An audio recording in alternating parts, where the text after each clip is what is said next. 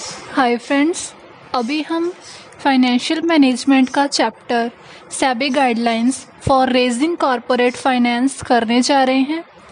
Securities and exchange board of India SEBI एक statutory regulatory body है जिस पे इंडियन कैपिटल मार्केट्स को रेगुलेट एंड कंट्रोल करने की रिस्पॉन्सिबिलिटी है।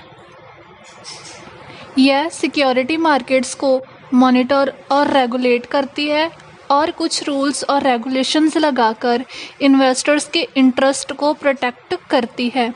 सेबी गवर्नमेंट ऑफ इंडिया के द्वारा 1988 में सिक्योरिटी मार्केट्स को रेगुलेट करने के लिए S N interim administrative body establish की गई। इसके बाद यह एक लीगल बॉडी बन गई जिसके लिए एक parliament act securities and exchange board of India act 1992 form हुआ।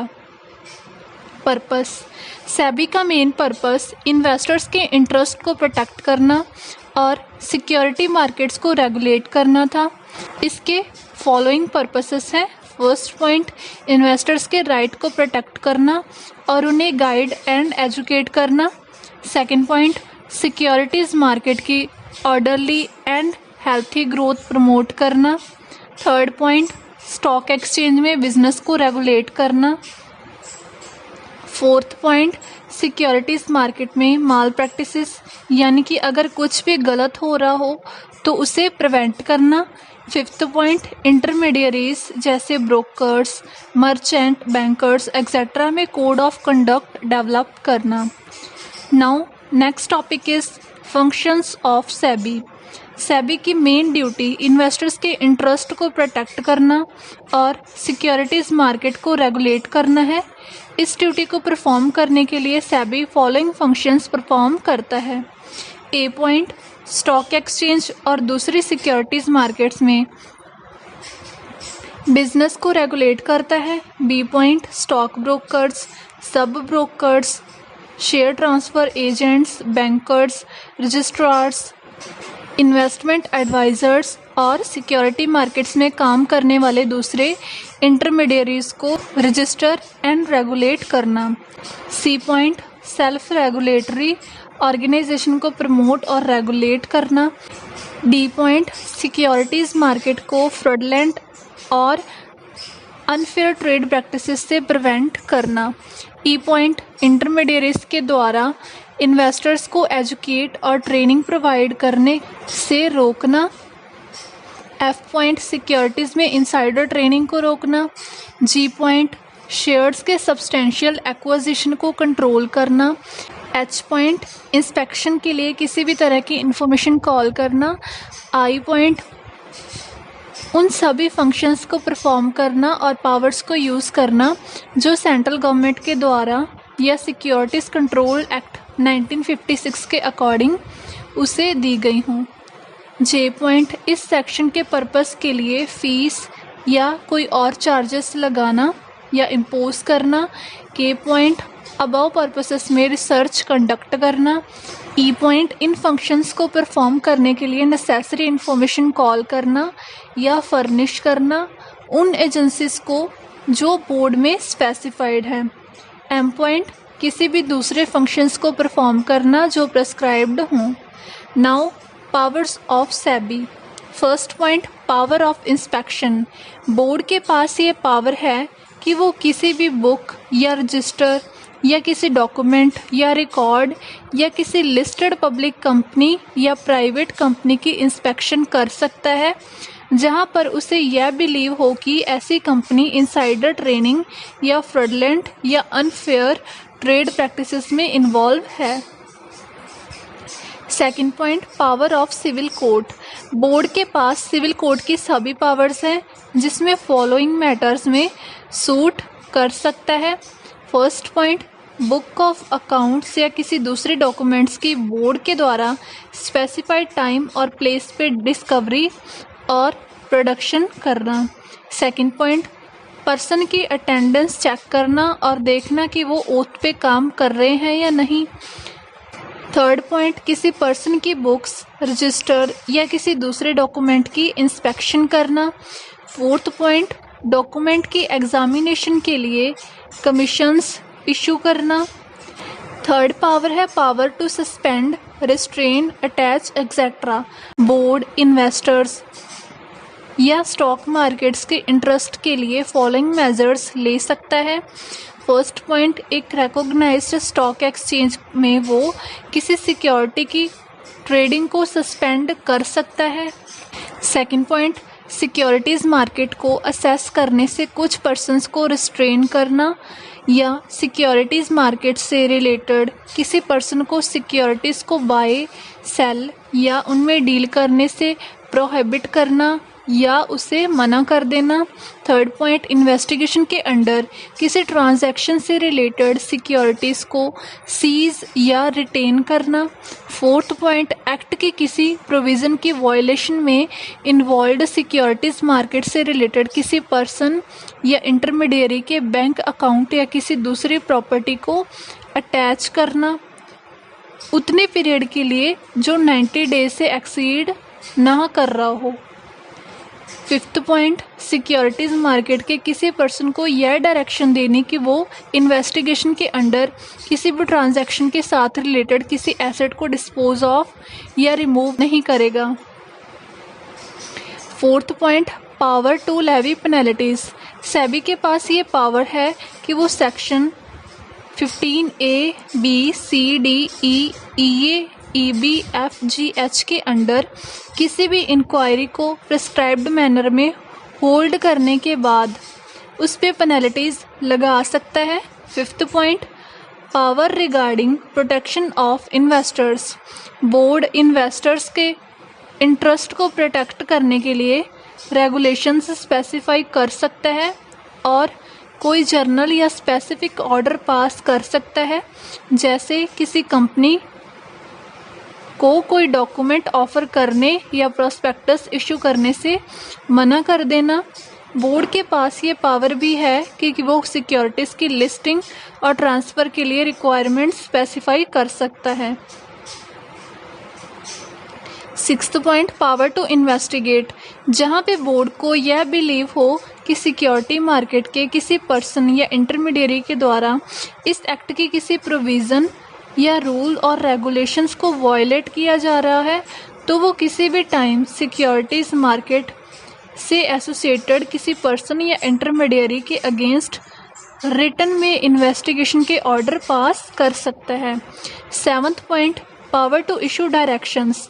अगर इंक्वायरी के बाद बोर्ड इससे सेटिस्फाई हो कि इन्वेस्टर्स के इंटरेस्ट को प्रोटेक्ट करने के लिए सिक्योरिटीज़ मार्केट के पर्सन्स को रेगुलेट करना ज़रूरी है, तो वो कुछ डायरेक्शंस भी इशू कर सकता है। ये डायरेक्शंस वो सिक्योरिटी मार्केट से रिलेटेड किसी पर्सन या किसी कंपनी को इशू कर सकता है। तो point, power to cease and desist proceedings. Inquiry के बाद अगर बोर्ड ये फाइंड करता है कि किसी पर्सन के द्वारा इस एक्ट के प्रोविज़न्स या रूल्स और रेगुलेशंस को वायलेट किया गया है, तो वो ऐसे पर्सन को इस तरह की वायलेशन करने के लिए सीज और डिसिस्ट यानी कि रोक भी सकता है। बोर्ड किसी लिस्टेड पब्लिक कंपनी के अगेंस्ट ऐसा ऑर्डर पास नहीं कर सकता। Ninth point, power to cancel certificate of registration. Board उसके द्वारा stock brokers, sub brokers, share transfer agents etcetera को इशू किए गए सर्टिफिकेट को बाय ऑर्डर कैंसिल या सस्पेंड भी कर सकता है। ऐसा मैनर रेगुलेशन में डिटरमाइन हो सकता है। यह प्रोवाइड किया गया है कि ऐसा ऑर्डर उस पर्सन को हियरिंग की अपॉर्चुनिटी दिए बिना मेड नहीं हो सकता। Now our next topic is SEBI guidelines for raising company finance. यह इस चैप्टर का मोस्ट इम्पॉर्टेंट क्वेश्चन है। इसमें मेनली आपके 3 क्वेश्चंस कवर हो जाएंगे। तो हमारा फर्स्ट क्वेश्चन है eligibility criteria for companies issuing securities for raising finance. Securities issue करने वाली कंपनीज जो ऑफर डॉक्यूमेंट ऑफर करती हैं, उन्हें उस समय उस ड्राफ्ट ऑफर डॉक्यूमेंट को सेबी को फाइल करना होगा और final offer document registrar of companies या डेजिग्नेटेड स्टॉक एक्सचेंज को फाइल करना होगा। इसके लिए फॉलोइंग कंडीशंस को सेटिस्फाई करना ज़रूरी है। First point, filing of offer document. कोई भी पब्लिक कंपनी तब तक सिक्योरिटीज़ का पब्लिक इशू नहीं कर सकती जब तक वो ड्राफ्ट प्रॉस्पेक्टस को किसी मर्चेंट बैंकर के ज़रिए बोर्ड को फाइल नहीं कर देती, और ये फाइलिंग रजिस्ट्रार ऑफ कंपनीज़ को प्रॉस्पेक्टस ऑफर करने से 30 डेज़ पहले होनी चाहिए। Companies barred not to issue security. अगर किसी कंपनी को बोर्ड के द्वारा कैपिटल मार्केट को एक्सेस करने से प्रोहिबिट किया गया हो, यानी कि मना किया गया हो, तो वो सिक्योरिटीज़ इशू नहीं कर सकती। Application for listing. कोई भी कंपनी सिक्योरिटीज़ का पब्लिक इशू तब तक नहीं कर सकती जब तक उसने उन सिक्योरिटीज़ की लिस्टिंग की एप्लीकेशन स्टॉक एक्सचेंज में ना कर दी हो, यानी कि उन सिक्योरिटीज़ का लिस्टेड होना भी ज़रूरी है। Issue of security in dematerialised form. कोई भी कंपनी सिक्योरिटीज़ को सेल या उनका पब्लिक ऑफर नहीं मेड कर सकती जब तक कंपनी डिपॉजिटरी के साथ सिक्योरिटीज़ जो ऑलरेडी इशूड है, यानी कि राइट इशू या पब्लिक इशू की डीमटेरियलाइजेशन के लिए एग्रीमेंट में एंटर नहीं हो जाती। बी पॉइंट, जब तक कंपनी उसके शेयर होल्डर्स या इन्वेस्टर्स को सिक्योरिटी सर्टिफिकेट रिसीव या सिक्योरिटीज़ को डीमटेरियलाइज्ड फॉर्म में होल्ड करने की ऑप्शन नहीं दे देती। Now guidelines regarding first issue या initial public offerings by new companies या अनलिस्टेड कंपनीज। कोई अनलिस्टेड कंपनी इक्विटी शेयर्स या किसी और सिक्योरिटी का इनिशियल पब्लिक ऑफर कर सकती है अगर कंपनी के नेट टेंजिबल एसेट्स हर प्रीसीडिंग 3 ईयर्स में एटलीस्ट 3 करोड़ के हों, कंपनी की नेटवर्थ पिछले 3 फुल ईयर्स में एटलीस्ट 1 करोड़ की हो। कोई अनलिस्टेड कंपनी पब्लिक इशू या सेल ऑफ इक्विटी या किसी और सिक्योरिटी की अलॉटमेंट नहीं कर सकती जब तक उसके प्रोस्पेक्टिव अलॉटीज़, यानी कि जो उन सिक्योरिटीज़ को परचेज करेंगे वो पर्सन 1000 से कम ना हो, मतलब कि एटलीस्ट 1000 अलॉटीज़ का होना ज़रूरी है। किसी कंपनी के द्वारा इक्विटी शेयर्स या किसी और सिक्योरिटी को सेल करने के लिए ऑफर नहीं किया जा सकता जब तक अबव कंडीशंस सेटिस्फाई ना हो जाएं। Now public issue bye listed companies. पहले हमने क्या पढ़ा था, इशू बाय अनलिस्टेड कंपनीज, अब है इशू बाय लिस्टेड कंपनीज। कोई भी लिस्टेड कंपनी इक्विटी शेयर्स या किसी भी दूसरी सिक्योरिटीज़ जिसे बाद में इक्विटी शेयर में कन्वर्ट किया जा सकता हो, उनका पब्लिक इशू करने के लिए एलिजिबल होगी। Exemption from eligibility norms under 2.2 and 2.3 clauses, यानी कि issue bye unlisted companies and public issue bye unlisted companies उस केस में एप्लीकेबल नहीं होगा जब कोई banking company including a local area bank जो कि बैंकिंग रेगुलेशन एक्ट 1949 के अंडर सेटअप की गई हो और जिसे आरबीआई से लाइसेंस मिला हो। सेकंड पॉइंट, अगर किसी लिस्टेड कंपनी के द्वारा राइट इशू किया गया हो तब ये एलिजिबिलिटी नॉर्म्स एप्लीकेबल नहीं होंगे। Next topic is credit rating for debt instrument. कोई भी इशूअर कंपनी डेट इंस्ट्रूमेंट का पब्लिक या राइट इशू नहीं कर सकती जब तक फॉलोइंग कंडीशंस फुलफिल ना हुई हों। फर्स्ट पॉइंट, कंपनी आरबीआई के विलफुल डिफ़ॉल्टर्स की लिस्ट में नहीं होनी चाहिए। सेकंड पॉइंट, कंपनी पब्लिक को इशू किए गए डिबेंचर्स पे इंटरेस्ट की पेमेंट या प्रिंसिपल अमाउंट की रीपेमेंट के लिए इन डिफ़ॉल्ट ना हो। Issuer company non convertible debt की पब्लिक को अलॉटमेंट नहीं कर पाएगी अगर प्रोपोज्ड अलॉटीज लेस देन 50 हो।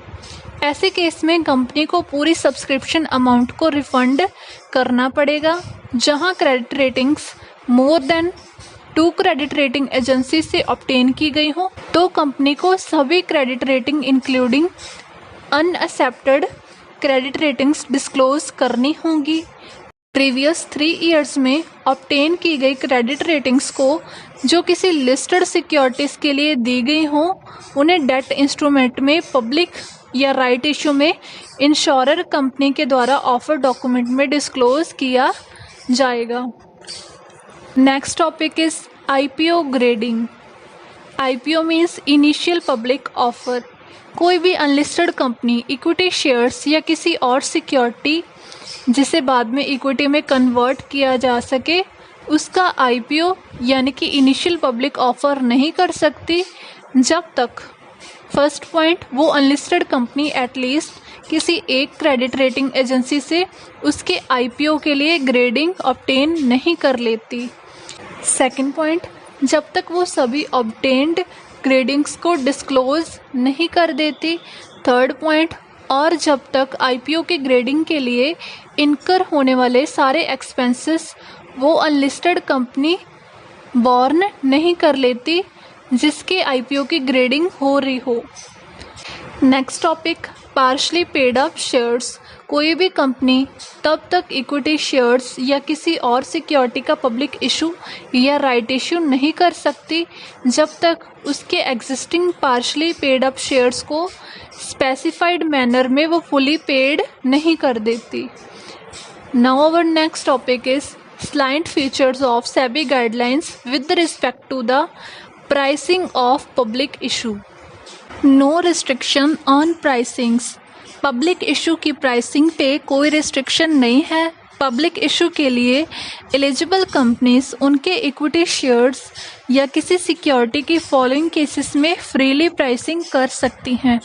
अगर फर्स्ट पॉइंट, लिस्टेड कंपनी जिसके इक्विटी शेयर्स स्टॉक एक्सचेंज पे लिस्टेड हो वो पब्लिक या राइट ऑफर से उसके इक्विटी शेयर्स या किसी सिक्योरिटी को फ्रीली प्राइस कर सकती है।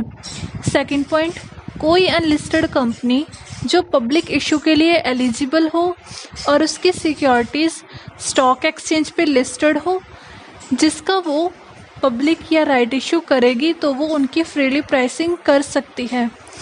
थर्ड पॉइंट, एक eligible company time to time SEBI के द्वारा स्पेसिफाइड नॉर्म्स को फॉलो करके उसके इक्विटी शेयर्स को फ्रीली प्राइस कर सकती है। फोर्थ पॉइंट, RBI के द्वारा अप्रूव्ड बैंक्स चाहे वो पब्लिक हो या प्राइवेट वो इक्विटी शेयर्स या किसी भी सिक्योरिटी की फ्रीली प्राइसिंग कर सकते हैं। Next topic is differential pricing. First point, कोई अनलिस्टेड कंपनी या लिस्टेड कंपनी इक्विटी शेयर्स का या सिक्योरिटीज़ का पब्लिक इशू करते समय उनका प्राइस डिफरेंट कर सकती है उस प्राइस से जिस पे पब्लिक को ऑफ़र किया जा रहा हो। नॉर्मली ये डिफरेंट प्राइस उस प्राइस से हायर होता है जिस प्राइस पे सिक्योरिटीज़ पब्लिक को पहले ऑफ़र की जा रही हो। सेकंड पॉइंट, प्राइस डिफरेंस के लिए जस्टिफिकेशन यानी कि प्राइस ज़्यादा क्यों है उसका रीज़न और डिस्क्लोज़र भी ऑफर डॉक्यूमेंट में गिवन होना चाहिए।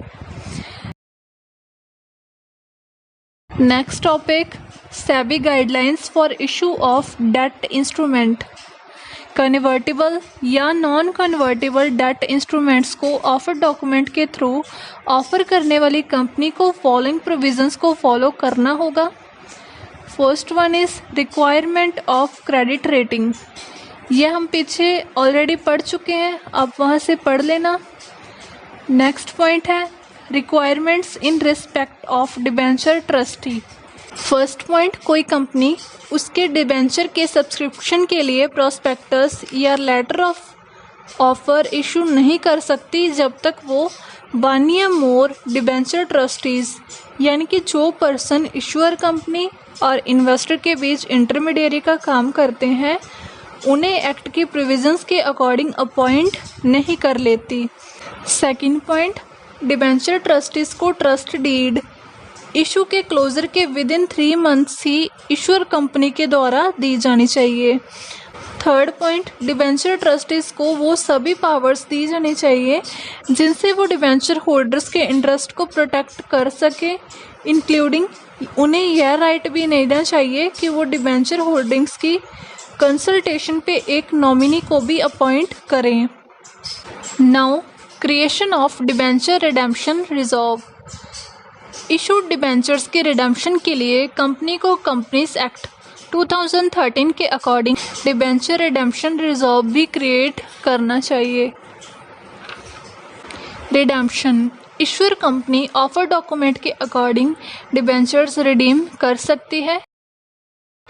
Additional disclosures in respect of debentures, offer document में फॉलोइंग इंफॉर्मेशन डिस्क्लोज होनी चाहिए कि फर्स्ट पॉइंट, कन्वर्जन का टाइम कब होगा, कन्वर्जन पे कितनी प्रीमियम अमाउंट मिलेगी। कन्वर्जन का मतलब होता है डिबेंचर्स को इक्विटी में कन्वर्ट करना। Second point, in case of partly convertible debentures या non convertible assets, redemption amount, period of maturity, PCDs, NCDs की रिडेम्पशन पे यील्ड भी गिवन होनी चाहिए। Third point, partly offered debenture से रिलेटेड ऑफर की फुल इंफॉर्मेशन डिस्क्लोज की जानी चाहिए। फोर्थ पॉइंट, किस डिस्काउंट पे ऑफर मेड किया गया है और उस डिस्काउंट के बाद इन्वेस्टर को कितना प्राइस मिलेगा। Fifth point, existing and future equity and long term debt ratio, ये पूरी की पूरी इंफॉर्मेशन ऑफर डॉक्यूमेंट में डिस्क्लोज की जानी ज़रूरी है। Other SEBI guidelines in brief, promoters contribution, किसी अनलिस्टेड कंपनी के द्वारा किए जाने वाले पब्लिक इशू में प्रमोटर का कंट्रीब्यूशन 20% से कम नहीं होगा। प्रमोटर वो पर्सन होते हैं जो किसी इशू के लिए एडवाइस कर रहे हों। इन केस अगर पब्लिक इशू कोई लिस्टेड कंपनी कर रही हो तो उसमें प्रमोटर्स पोस्ट इशू कैपिटल में भी 20% का कंट्रीब्यूशन कर सकते हैं या प्रपोज्ड इशू कैपिटल में भी 20% का कंट्रीब्यूशन कर सकते हैं। थर्ड पॉइंट, फॉलोइंग केसेस में प्रमोटर के कंट्रीब्यूशन की रिक्वायरमेंट नहीं होगी अगर वो कंपनी पिछले 3 ईयर से स्टॉक एक्सचेंज पे लिस्टेड हो और उसका पिछले 3 ईयर से डिविडेंड पेमेंट का ट्रैक रिकॉर्ड हो। सेकंड पॉइंट, अगर कंपनी का कोई प्रमोटर या प्रमोटर ग्रुप एग्जिस्ट ना करता हो। थर्ड पॉइंट, अगर राइट इशू किया जा रहा हो। प्रमोटर किसी कंपनी के शेयर होल्डर्स, डायरेक्टर्स हो सकते हैं जो उस इशू को ऑफर कर रहे हों। Lock in period, in case of public issue promoters के मिनिमम कंट्रीब्यूशन को 3 इयर्स के लिए लॉक किया जाएगा। अगर आपको कोई भी डाउट हो तो आप हमें कमेंट में पूछ सकते हो। इस लेक्चर के PDF के लिए आप हमारा टेलीग्राम ग्रुप ज्वाइन कर सकते हो जिसका लिंक डिस्क्रिप्शन में गिवन है। And thank you for watching.